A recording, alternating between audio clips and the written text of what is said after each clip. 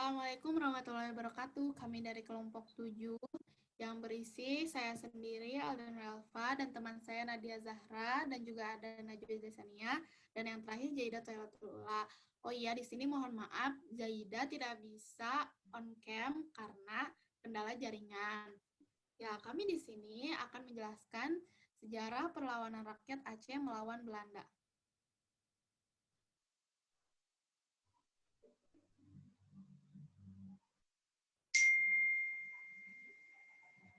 Sejarah singkat Perang Aceh.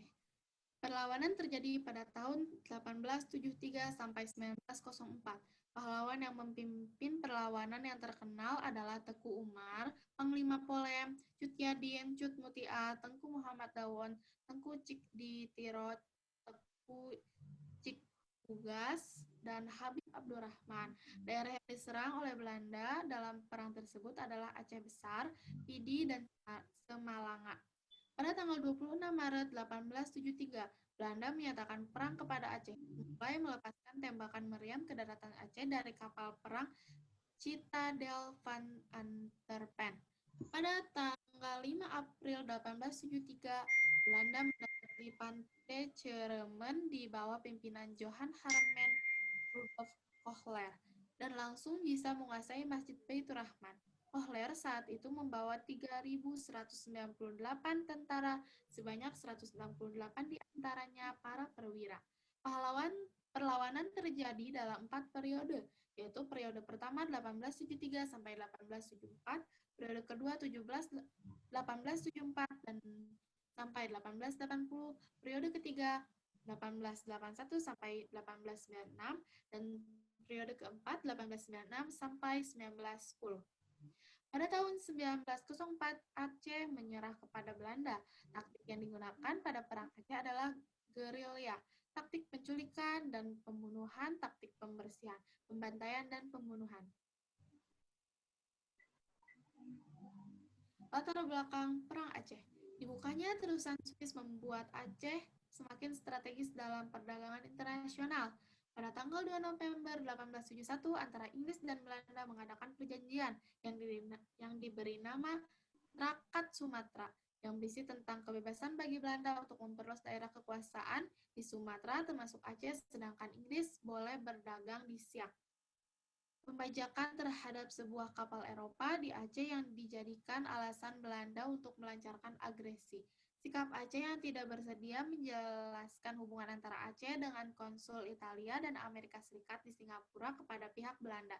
Aceh menolak ultimatum komisaris Belanda F.N. Nieuwenhuizen untuk mengakui kedaulatan pemerintahan kolonial. Ya, untuk selanjutnya akan dijelaskan oleh Nadia Zahra. Kronologi Perang Aceh pertama 1973 sampai 1874. Perang Aceh pertama 1873 sampai 1874 dipimpin oleh Panglima Polim dan Sultan Mahmud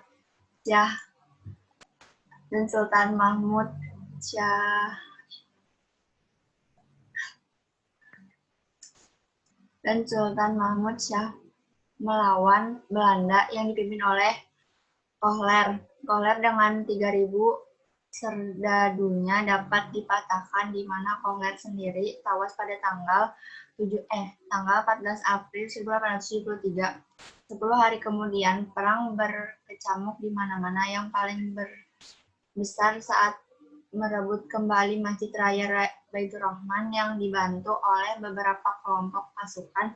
Ada pasukan Aceh, Lambuk Pekabada sampai Lambada, Gerang Raya. Beberapa ribu orang juga berdatangan dari Teom, Pide, Pasungan, dan beberapa wilayah lainnya. Perang Aceh pertama merupakan penjajahan Belanda di Aceh yang terjadi pada tahun 1873 dengan tujuan menyudahi Perjanjian London 1871 yang digunakan terakat dari tahun 1859. Kronologi Perang Aceh, ilustrasi gambar Perang Aceh dan Belanda seperti ini. Kronologi Perang Aceh yang kedua dari tahun 1874 sampai 1880.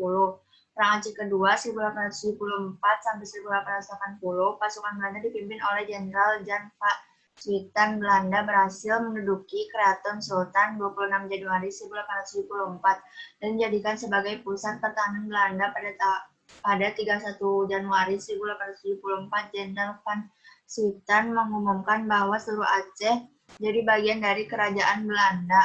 Ketika Sultan Mahmud Syah wafat 26 Januari 1874, diganti oleh Tuanku Muhammad Dawud dan dinobatkan sebagai Sultan Masjid Indrapuri. Kemudian Aceh mendeklarasi Tuanku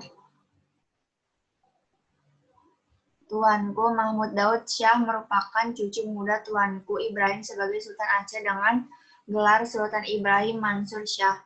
Perang pertama dan kedua ini adalah perang total dan frontal di mana pemerintah masih berjalan mapan meskipun ibu kota negara berpindah-pindah ke rumah dalam Indrapura dan tempat-tempat lainnya. Pada ekspedisi kedua ini, Belanda dipimpin oleh Jan van Swieten dan sejumlah prajurit sekitar 8.500 orang, 4.500 orang yang terdiri dari pembantu. Pulih juga belakangan ditambah pasukan sebanyak 1.500 orang. Selama peperangan terjadi, baik pasukan Belanda dan Aceh mengalami kolera dan dari November 1873 sampai 1874 sebanyak 1.400 prajurit kolonial tewas. Ya, untuk selanjutnya kita bisa melanjutkan dibaca oleh Najes.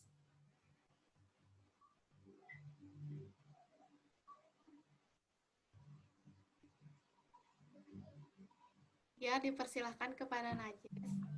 Kronologi Perang Aceh Ketiga. Perang ketiga antara Aceh dan Belanda terjadi pada tahun 1881 hingga 1896. Perang ini dilancarkan secara sembunyi-sembunyi dan dibangkitkan dengan perang fisabilillah. Perang gerilya dipimpin oleh Teku Umar, Panglima, Pelim, dan Sultan sampai dengan tahun 1904. Pada tahun 1869, Teku Umar gugur akibat serangan mendadak dari Belanda yang dipimpin oleh Van der Dusen di Melabo. Setelah itu, istri Teku Umar yaitu Cut Nyak Dien melanjutkan perjuangan sang suami dengan maju sebagai pemimpin perang gerilya. Perang keempat antara Aceh dan Belanda terjadi pada tahun 1896 sampai dengan tahun 1910. Perang ini terjadi dalam bentuk perang gerilya, kelompok, dan perorangan dengan pertentangan, penyerangan, blokade, dan pembantaian tanpa kaitan dan dari kesultanan.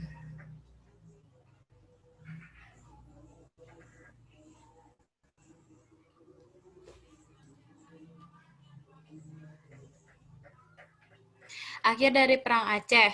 Pada tahun 1899, Belanda mulai menerapkan siasat kekerasan dengan mengadakan serangan besar-besaran ke daerah-daerah pedalaman. Serangan-serangan tersebut dipimpin oleh Van Heus. Tanpa mengenal kemanusiaan, pasukan Belanda membinasakan semua penduduk daerah yang menjadi targetnya. Satu persatu para pemimpin perlawanan rakyat Aceh menyerah dan terbunuh. Dalam pertempuran yang terjadi Melabo, Teku Umar gugur. Perlawanan rakyat Aceh, yang merupakan perlawanan paling lama dan terbesar di Sumatera, akhirnya mendapatkan tekanan keras dari Belanda. Pada tanggal 26 November 1902, Belanda berhasil menemukan persembunyian rombongan Sultan dan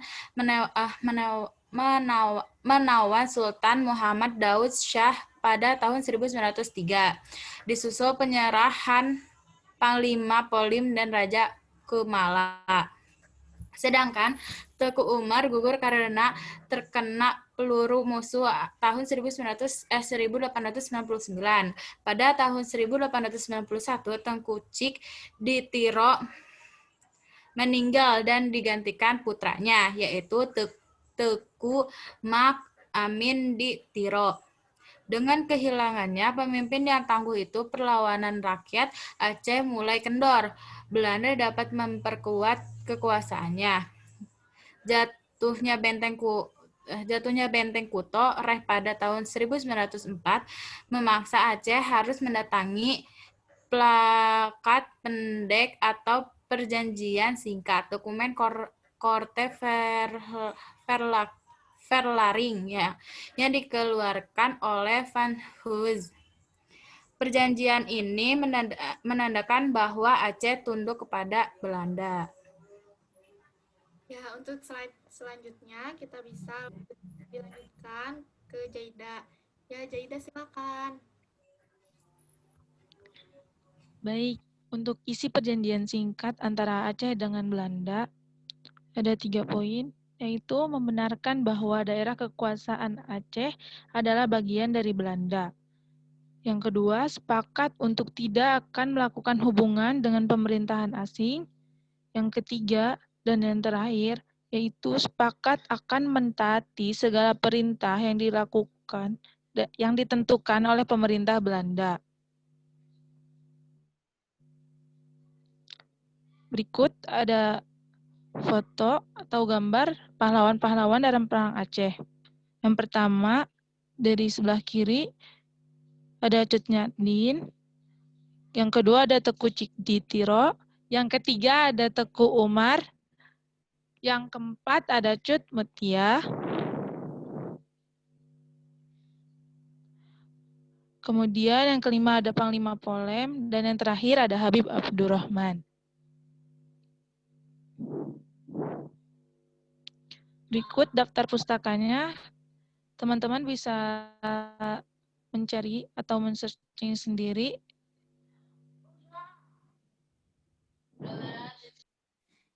Ya, sekian penjelasan tentang sejarah Perang Aceh yang tadi dari kami. Mohon maaf bila ada kesalahan. Terima kasih. Wassalamualaikum warahmatullahi wabarakatuh.